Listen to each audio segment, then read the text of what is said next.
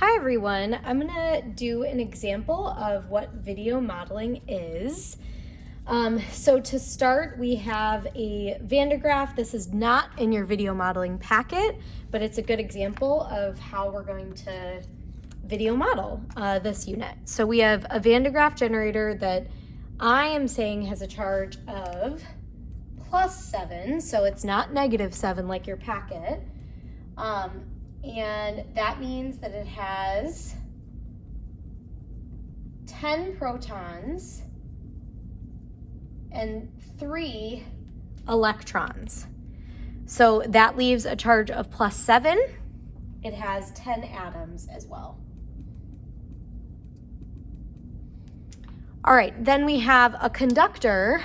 The Van de Graaff generator is a conductor, which you can tell because the charged atoms are spread out. They're not all clumped together in one location. That would be an insulator. We have a person who is a conductor who is neutral. And this person has 10 atoms, but they're on the ground, which is essentially an infinite reserve of electrons and protons. So that is my before. So I'm going to start by using my checklist. So what is the charge of the objects? This is a positively charged Van de Graaff, and the person is neutral. So therefore, electrons from the ground are going to be attracted via the person to those exposed protons in the Van de Graaff generator.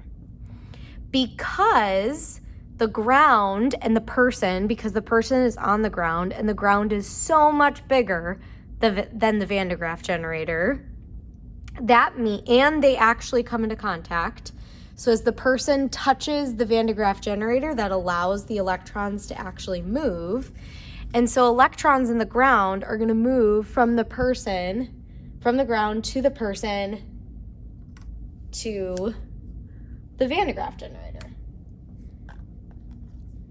And they're going to do this again because they're attracted to those exposed protons, and the ground can just keep losing those electrons until, now this electron isn't going to want to move into the Van de Graaff anymore, because then this would be an excess electron. So because this is a grounding situation and we have a very, very, very big object, those electrons can keep moving until everything is neutral. So now the conductor Van de Graaff generator is neutral. It gained 7 electrons, so now it has 10 electrons. The ground, though, is still neutral because it has an infinite source of electrons and protons, essentially. And so even though the ground lost 7 electrons to give to the Van de Graaff, that charge is still neutral. So now if I look at the claim, the question that's being asked is, what will happen with the student's hair? So the student is neutral, and so therefore the hairs are not going to attract or repel one another. And so those hairs are going to stay down.